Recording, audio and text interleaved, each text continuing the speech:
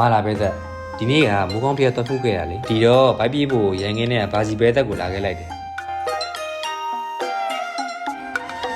ရွေးချယ်တရားမယ်ရွာတော့အတော့အဆုံးပဲဗျ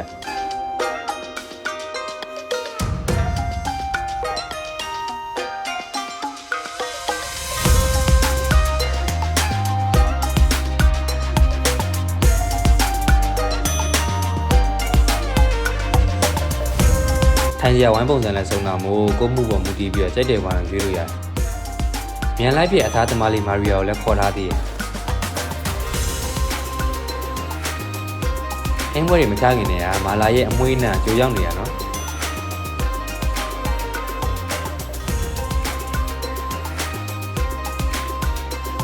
အပြင်မှာမိုးလေးအုပ်နေတာဆိုတော့ပူပူဆက်ဆက်မှုမွေးလေးနဲ့ကွက်တီပဲ။ကျေးနိုင်ယူကြီးကမှခွန်မိထားတော့များများလေးမာလိုက်ရတယ်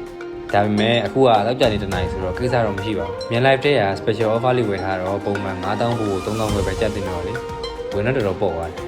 ။ဒီ special offer ကလေဒီလ26ရက်နေ့အထိအင်္ဂါဗုဒ္ဓဟူးကြာသပတေးတောက်ကြနေ့တွေမှာ12နာရီကနေ9နာရီတွင်လာစားပေးရမှာနော်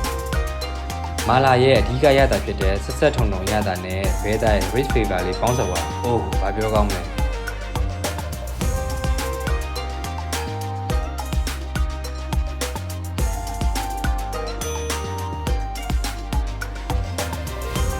ကျဲကျင်းနိုင်သူကြီး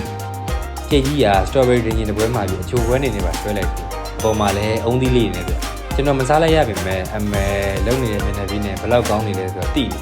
မာလာကြိုက်တယ်ဘဲသားကြိုက်တယ်ဆိုရင်တော့ဘာစီမာလာတန်းကြည့်တင်တယ်နော်အတင်းပါအထူးသဖြင့်နေ့လယ်7:00ကနေ9:00နာရီထိအင်္ဂါကနေတောက်ကြနေအတွင်းလက်လွတ်မခံနဲ့နော်